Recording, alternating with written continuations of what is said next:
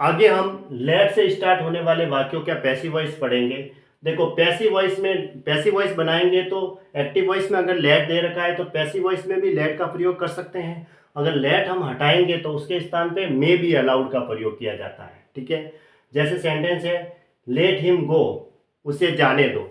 Late के बाद objective case आता है और उसके बाद वर्ब की फर्स्ट फॉर्म है और उसके बाद आगे सेंटेंस नहीं है, वर्ब की फर्स्ट फॉर्म के बाद ऑब्जेक्ट के तौर पे। तो फिर हम इसको क्या करेंगे, यहाँ पे हिम है, इसको अगर नॉमिनेटिव केस में क्या लिखा जाएगा, ही का नॉमिनेटिव केस ही होता है और लेट को हटा के हम मे बी अलाउड। ठीक है, मे बी अलाउड और उसके बाद टू के साथ वर्ब की फर्स्ट फॉर्म टू गो। ये सेंटेंस इसका पैसिव वॉइस में बनेगा।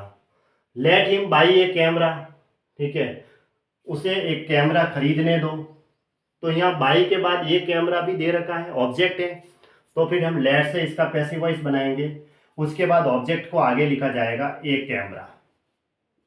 ठीक है, अब कैमरा के बाद देखो ए कैमरा बाई वर्ब है तो उसके पहले हम पैसिव वॉइस में बी का प्रयोग करेंगे और उसके बाद वर्ब की थर्ड फॉर्म होगी बॉट, बी बॉट, क्योंकि यहाँ पे भी बी के बाद अलाउड है, उस तरह बी के बाद क्या आएगी, वर्ब की थर्ड फॉर्म बॉट और बाई के साथ सब्जेक्ट आएगा। तो बाई के साथ यहाँ क्या है, हिम है, हिम का ऑब्जेक्टिव केस भी और हिम ही है ऑलरेडी।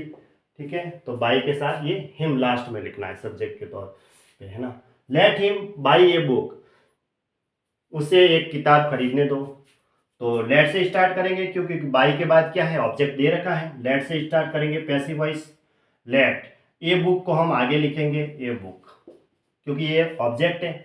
उसके बाद बी का प्रयोग करेंगे और उसके बाद बॉट, वर्ब की थर्ड फॉर्म होगी bot.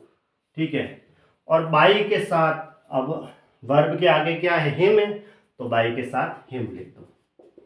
Him already objective case होता है।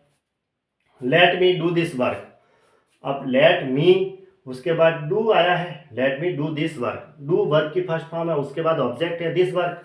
तो फिर हम लेट से स्टार्ट करते हैं, लेट और ऑब्जेक्ट को आगे लिखो दिस वर्क, दिस वर्क लिखा।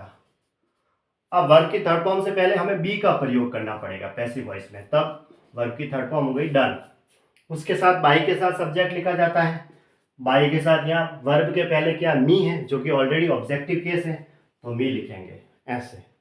Let her Singh a song, सिंग का मतलब गाना, है ना, उसे गाना गाने दो। तो ए सॉन्ग है, यहाँ पे ऑब्जेक्ट है वर्ब के बाद, तो लेट से स्टार्ट करेंगे हम पैसिव वॉइस में लेट और उसके बाद ऑब्जेक्ट ए सॉन्ग, उसके बाद बी लगाएंगे और उसके बाद वर्ब की थर्ड फॉर्म होगी सिंग सेंग संग, संग होती है वर्ब की थर्ड फॉर्म। और बाई के साथ सब्जेक्ट में यहाँ पे क्या, हर है, हर ऑलरेडी ऑब्जेक्टिव केस होता है, तो बाई हर। बस ऐसे इनका पैसिव वॉइस बनाना है।